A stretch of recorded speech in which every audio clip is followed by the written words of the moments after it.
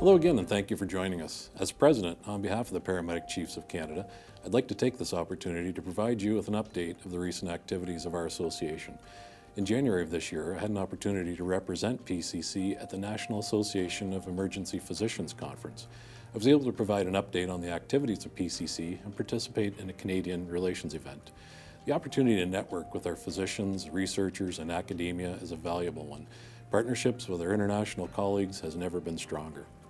Our work on the Public Safety Broadband Network file, led by Chief Doug Saka and Philip Daw of the Centre of Security Sciences, the committee is now divided into two groups. One's dedicated to governance and the other determining user requirements. User requirements are currently being validated for the broadband network by examining use cases that have been identified to tease out the user needs. Working group participants in this process are reviewing the submissions and obtaining feedback and comments from all stakeholders. Once this has been completed, it will be shared with the paramedic community via our PCC Lifts server for additional comments and review. The working group also plans to host a number of focus group sessions across Canada in the coming months to validate this input. The work is paramount in describing the technology to the technology experts what paramedics truly need to do their job. Paramedics have been extremely well represented in this working group, and we look forward to seeing the final submission to Public Safety Canada and sharing it with you. The PCC Membership Services Committee continues to host a series of webinars targeted to paramedic leaders. Most recently, the committee hosted webinars solely dedicated to the opioid crisis. These webinars highlighted the crisis in British Columbia, Alberta, Manitoba, and provided paramedic services the opportunity to obtain the latest information on this serious issue. The ability to share best practices and to hear firsthand what the first responder community is doing in Canada is invaluable. Following the most recent webinar, PCC was asked to comment and contribute to a joint statement of action to address the opioid crisis. This statement includes a list of prioritized action items with clear timelines to address the crisis. A link to the action items can be found in the comments section below on this video, as well as on the Health Canada website.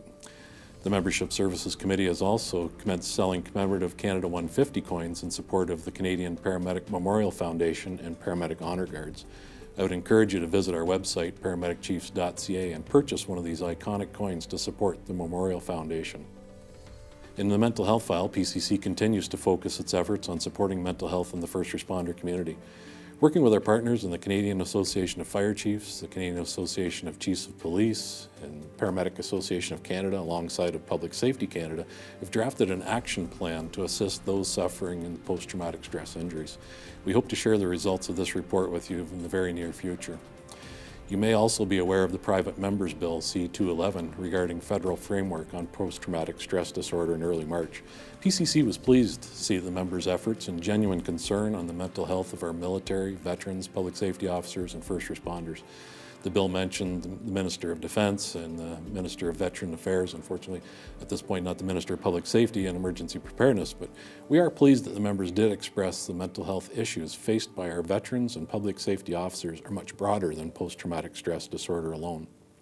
This is why we, along with our tri-services counterparts, have reinforced that PTSD be considered as falling within the broader health issue of operational stress injuries.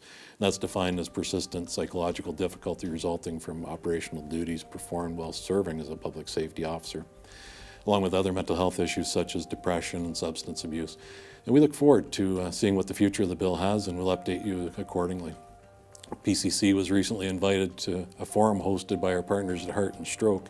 The purpose of this forum is to bring together national health partners to initiate discussion on collaboration and outcomes to help address the state of health crisis in the Nashabi Oski Nation in Northern Ontario and further among Indigenous people across Canada.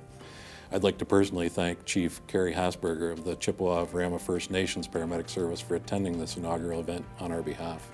Really encouraged by the commitment to collaborative framework and shared vision of cultural safety, competency, and humility.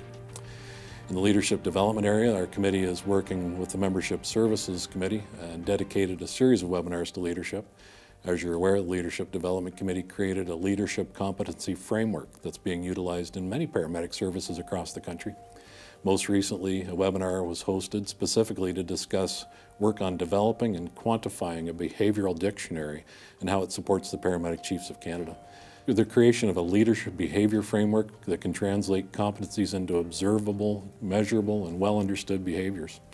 This tool can also provide clarity and validate what it means to be an effective leader within your organization. The focus points of the webinar included expanding on leadership competencies of PCC, application of the Leader Behavior Framework to EMS operations, and anticipated benefits for EMS services across Canada, and specifically how you can contribute to the formation of comprehensive leadership competencies. PCC would like to thank Dan Hyde, Manager of Operations for Alberta Health Services in the Calgary Zone, for sharing his knowledge and expertise with us.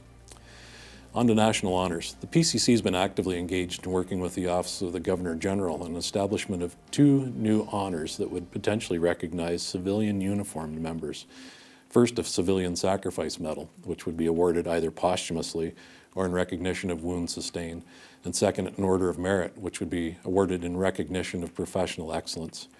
Prior to exploring the details around these proposed honours, extensive feedback in an anonymous and structured manner was welcomed as part of the consultation process. And PCC would like to thank all the members who provided input into the process.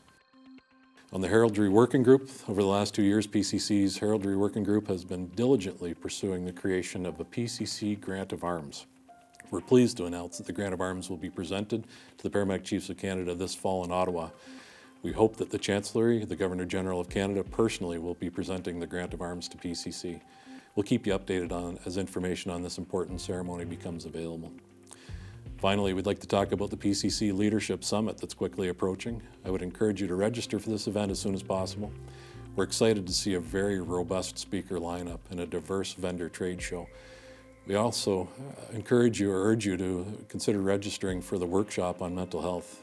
This workshop is going to address best practices in mental health return to work, detecting when someone's distressed and how to implement that conversation as a manager, an overview of conditions and subsequent return to work and stay at work strategies, managing and monitoring return to work issues, and dealing with performance and behavioral problems or issues.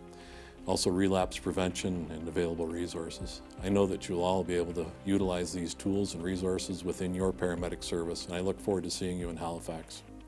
In closing, I'd once again like to thank our sponsors for their continued support of the association. Furno, Zoll, Physio, Crestline, Demers, Interdev, and Phillips.